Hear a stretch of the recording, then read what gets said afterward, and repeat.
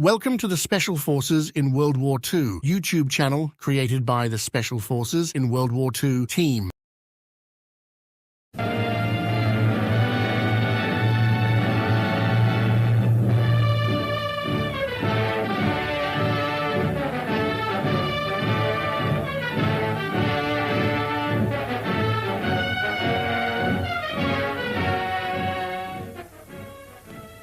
LCILs are busy ships. Although designed and used primarily as combat vessels, a good part of their time will be spent working in and out of harbors on additional cargo and troop-carrying duties that will require them to make frequent dockings and often to come alongside other ships. These dockings, no matter how the wind and current conditions may vary from one harbor to another, will cause you no trouble if you remember one thing, that there is nothing mysterious about such a procedure. Given certain conditions, the LCI will react in certain predictable ways. And there are a few basic rules which will govern almost all cases. It is possible to show you here a few fundamental tricks of ship handling that will save you time, trouble, and many a dented plate. But first, it is well to know the characteristics and peculiarities of your ship.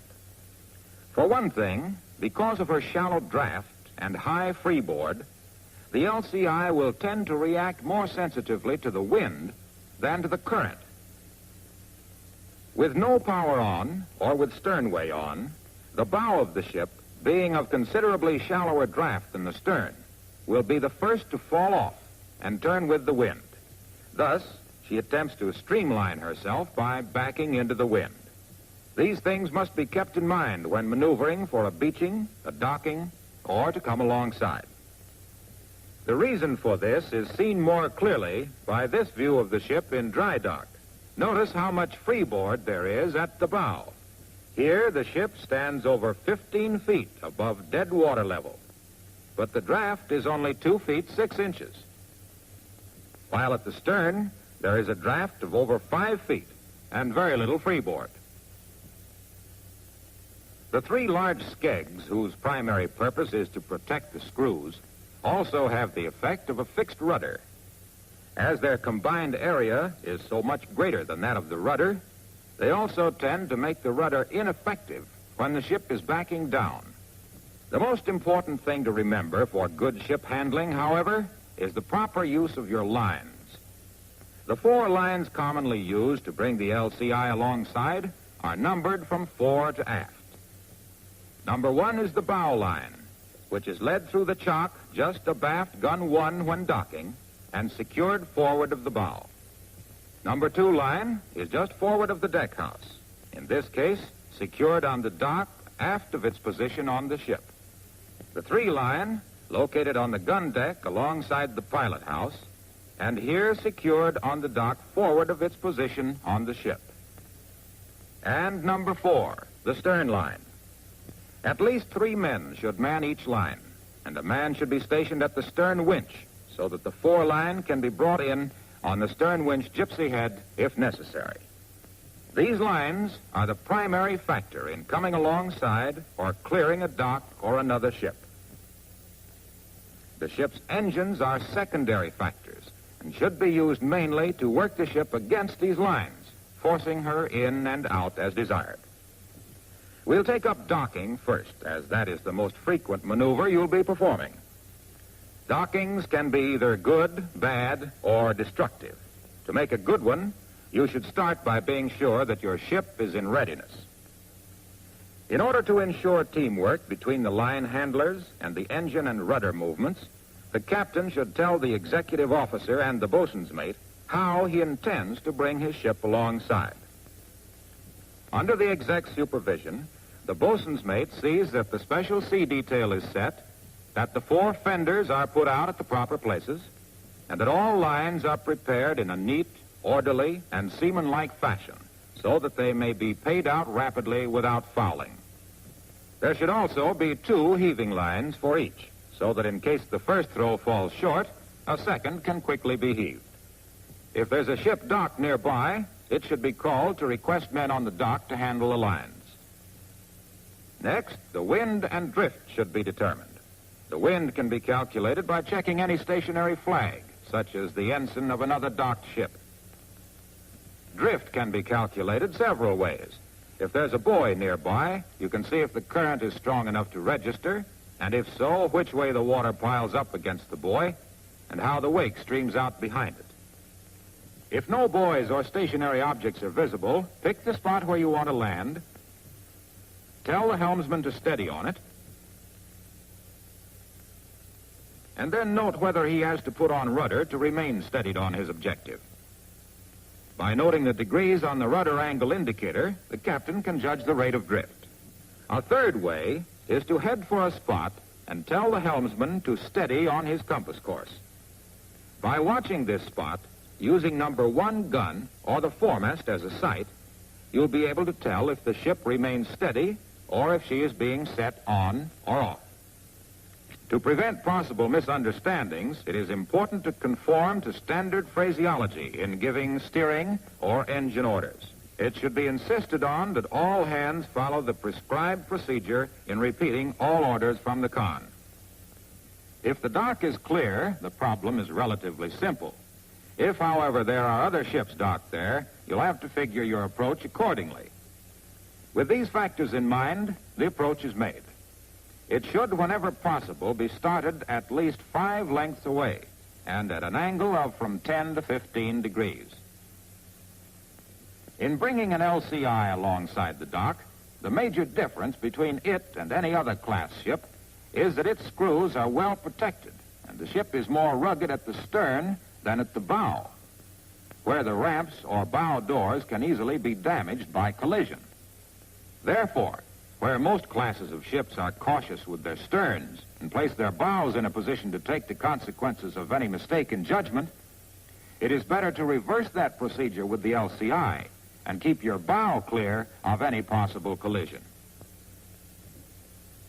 If the ship is being set on the dock, which means that the wind or current is pushing the ship sideways toward the dock, set your course so that the ship will be steadied outboard of where you intend to dock, thus allowing plenty of room for possible error.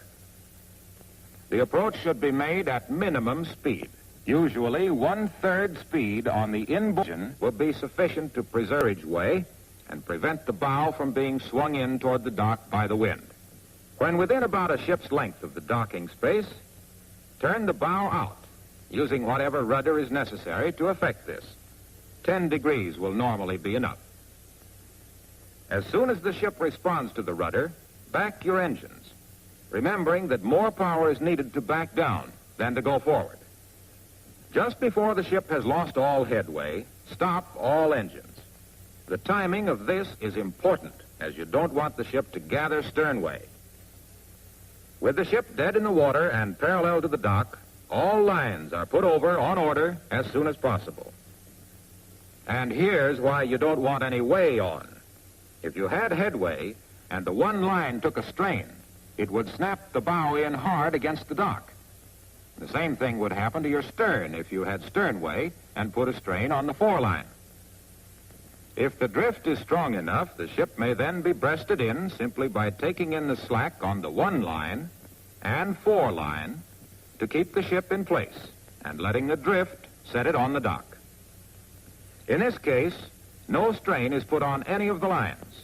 They are used mainly as steadying lines while the wind and current do the actual moving of the ship.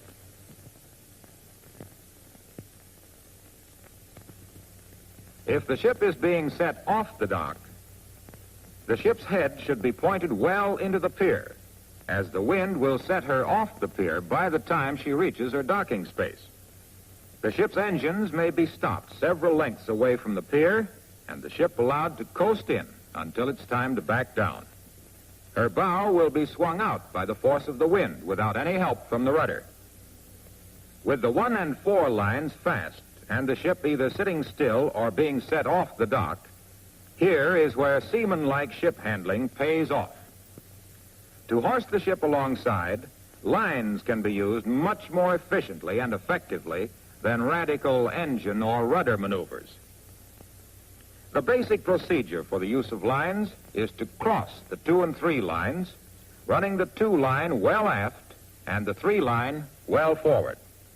The 2 line thus secured can be used as an after bowspring and the 3 line as a forward quarter spring. With the lines thus secured, you're in a position to apply this principle, which is the basis for all such maneuvers, that any portion of the ship on which a line is being held will tend to move toward the dock as soon as tension is put on that line. Therefore, with 1/3 speed back on the outboard engine, a strain is taken on the 3 line, which, reacting according to the principle just stated, swings the ship stern first in toward the dock. Where the space is small and your ship does not have room to move far back, stop the outboard engine and go ahead 1/3 on the inboard engine with hard outboard rudder while holding the 2 line, which in this case is being used as an after bowspring, and the same principle of tension will work the bow in. If the crew is alert to the purpose of the maneuver, they will, without continuous orders from the exec, immediately take in all slack. At the same time, the 4 line is held to prevent the stern from swinging out, and the 1 line secured to keep the bow snug. This can be repeated as many times as is necessary to berth the ship. Remember, once your lines are out to the pier, large amounts of power are no longer needed. Easy does it, and the ship will breast herself into the dock at whatever point you allow the line to take a strain. Think what lines you want to take easy strains and con your ship accordingly. With the ship berthed, all that is left is to double up and secure. You can take a bow on that landing, skipper. Strictly 4-0. No matter which way the wind or current may be going, there is always a way to utilize it to your advantage. In this one, docking into the wind, where the ship is heading directly into the wind or current, make the same long, easy approach. But instead of crossing your lines, as we saw in the previous docking, the 2 line, which is your important line in this case, is led well forward of its position on the ship. Then relax and let the current do the work. It will, by forcing the ship back against the line, breast the ship right into the dock. You can assist the wind by backing down 1/3 on your outboard engine if you desire. The main point is that the 2 line is being used as a forward bowspring, and the current and wind are utilized to put tension on it. Docking with the wind. Coming alongside with the wind or current astern is to be avoided whenever possible. But if you have to, follow the same procedure as before, only in reverse, again utilizing the current to your own needs. Avoid coming in too fast, because the wind and current will be helping you along. When you have backed down to stop your forward motion, heave your lines over and lead number 3 well aft, making an after quarter spring out of it. As the ship drifts forward with the wind or current, the 3 line will take a strain, and the entire ship will be swung over to the pier. Well, you've seen the right ways to dock an LCI. Now we'll go aboard another ship. This skipper is an individualist. He's going to show the boys on the beach a thing or two about flashy ship handling.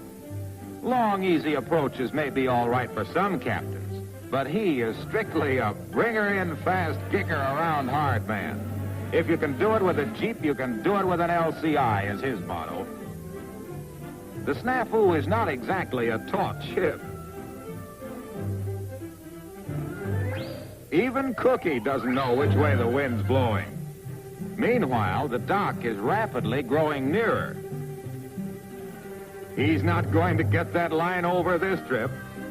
But then again, it doesn't matter because nobody is there to receive it anyway. All right, sailor, you can dock it off. And now for the maneuver. The captain orders starboard back full, port ahead full, and hard right rudder, intending to spin her in on a dime. He waited until too late to give the order, but just to make sure it doesn't work, Flash Gordon down in the engine room can't be bothered checking the annunciator too closely and sets both engines ahead. Uh-oh, the flotilla commander.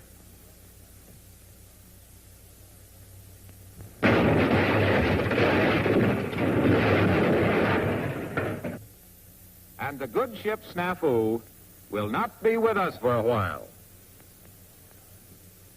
Clearing the dock. Before getting underway, all tests prescribed in the LCI Organization and Regulation Manual should be made. The horn, annunciator, helm, and phones should all be checked, and the special sea detail consisting of 3 men on each line should be posted by the boatswain's mate. As in docking, the captain should inform the exec as to how he intends to proceed. In clearing the dock, the proper use of lines is again the most important thing, with the ship's engines and rudder utilized merely to assist the work done by the lines. There are 2 basic methods of clearing a dock. One is by swinging the bow out. This is used when there is no set at all, or if either the wind or current is from dead ahead. The recommended method is to use the foreline led out through the aftermost chock as a forward quarter spring. Backing down 1/3 on the outboard engine will put a strain on the line and bring the stern in, thus swinging the bow out into the clear. This maneuver, dangerous with conventional ships, is a safe and sound practice with the LCI. When the bow is well in the clear, go ahead 1/3 on both engines with about 5 degrees inboard rudder to clear the stern from the dock and avoid scraping the quarter of the ship along the dock. Then shift the rudder and your ship will stand clear of the docking area. Swinging the stern out. If the ship is being set on the dock, or if the wind or current is from astern, the bow, being more sensitive to the wind, will tend to be held by it against the dock. Therefore, the best method is obviously to clear by swinging the stern out. To do this, use number 1 line as an after bowspring led out through the forwardmost chock, and go ahead with 1/3 outboard engine and hard inboard rudder. This will bring the bow up tight against the dock and hold the ship from moving forward, while the action of the engine and rudder will make the ship pivot on the bow and thus swing the stern out. When safely clear of any obstructions, cast loose your 1 line and back out clear of the dock. Be careful to back well out into the stream before attempting to turn, so the drift cannot set you back on the dock. Drifting clear. If the ship is being set off the dock, simply slack all lines and let the ship drift out gradually. Keep your ship under control to prevent any fore and aft movement by slacking but not casting off until you are at least a ship's width clear.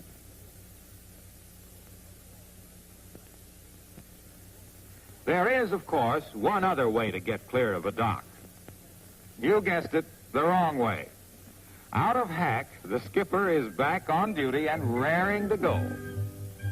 Cast off all lines is his first order, for he is still a firm believer in the sole use of engines and rudder for such ship handling maneuvers. Hold your hats, boys. Here we go again. Port back 1/3. Starboard ahead 1/3. Hard left rudder. Starboard ahead 2/3. Port back 2/3. Hard right rudder. All ahead. All back. Well, you get the idea. Time passes.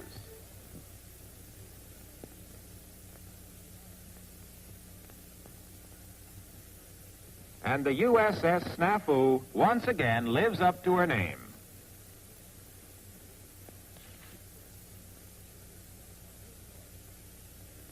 coming alongside an anchored ship. Coming alongside a ship at anchor involves the same principles of ship handling as coming alongside a dock, except that strains should only be taken on lines that will tend to pull the anchored ship away from its own anchor, not on over it. Anchored by the stern. An LCI anchored by the stern will tend to ride fairly quietly with the wind. To come alongside one in this position, make the same long, slow approach and use the same lines as for coming alongside a dock. Notice that the bow is worked in as close as possible, and avoid gathering any sternway when you stop, for if you back too far, you might tangle your screws in the anchored ship's stern anchor cable. Easy does it. You can't use much power to breast yourself in for fear of breaking loose the other ship's anchor. The best way is to use the number 2 line as an after bowspring to get the forward part of the ship alongside, the slack being taken in on the 1 line as the bows are brought together.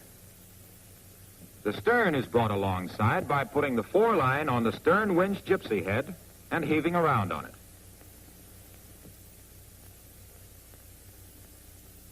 Then put a bight out from number 3, and the ship is snug. To clear the side, simply force the bows apart by slacking off the 1, 2, and 3 lines and heaving around on the 4 line until the sterns are close together, thus forcing the bows apart. And going ahead with a little inboard rudder to clear the stern. Shift the rudder when well clear and proceed on your course. Anchored by the bow. Coming alongside an LCI anchored by the bow is more difficult, as the ship thus anchored tends to yaw or swing slowly back and forth with the wind or current. When approaching the anchored ship, make the same long, easy approach and study the way its anchor cable tends. Whichever side it tends to, you can figure that the ship will soon begin its counterswing. Thus, you will be able to predict where the anchored ship will be at the time your ship reaches its side. If it appears to be yawing excessively, request the anchored ship to drop its stern anchor temporarily to minimize the yaw until you can come alongside. Though the anchor only rests on the bottom, it will have a steadying effect. Because the other LCI is anchored by the bow, you can't use an after spring line, as you would just tow the anchored ship over its own anchor. The best way is to work your bow in close, get over the 1 line, being careful not to allow it to take a heavy strain, cross your 2 and 3 lines, running the 3 line forward to his number 2 bit to use as a forward quarter spring. Now put a strain on it by backing down easy. 1/3 back on your outboard engine should be enough to swing your stern in alongside that of the anchored ship. As this is being done, the 1 line is checked out slowly so that number 3 actually takes all the strain. Notice that the purpose of this maneuver is to work your lines against the anchored ship in such a way as to put a strain on his anchor cable, in this case, the bow anchor cable. In clearing the ship's side, go out ahead as before, if you can do so without running over his bow anchor cable. If, however, his yaw is such that his cable crosses your bow, in which case going ahead and running over the cable might foul your screws, let go all lines and back out, using 2/3 back on your outboard engine and 1/3 ahead on the inboard engine to keep your bow clear as you slide back. Outboard rudder may be used if needed. And now let's go over the general rules for coming alongside. First, size up the situation carefully in advance. Use the minimum speed necessary to keep your ship under control. 1/3 speed on one engine will usually do the job. Use the maximum power only when the ship is dead in the water. Remember that the stern tends to back into the wind, regardless of how you use your rudder, and that this tendency can only be controlled by backing on one engine and going ahead on the other. When the ship is about to touch, be sure that the fore and aft motions have been stopped so that the one line will not take a strain and snap the bow in. Remember that the stern, not the bow, moves first when the rudder is used. So be careful not to slam the quarter of the ship into the dock while clearing the bow. And most important of all, when in doubt, stop and try over again. You may lose a few minutes, but you'll lose much more time if your ship gets banged up. And finally, to gain proficiency in ship handling, practice the maneuvers you have seen here until you can con your ship with confidence and efficiency. No matter how your wind and current conditions may vary from one harbor to the next, remember to use these few basic rules, and you'll find that the LCI will do what you want it to do, when you want it to, and how you want it to.